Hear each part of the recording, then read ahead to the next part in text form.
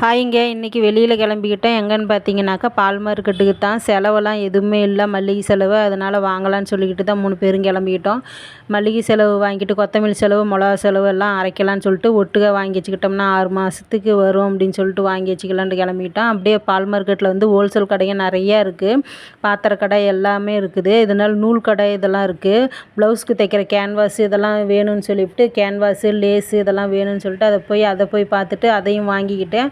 அப்படியே வரும்போது பால் மார்க்கெட்டில் வந்து மல்லிகை செலவு, கொத்தமல்லி செலவு இதெல்லாம் வாங்கிக்கிட்டேன்.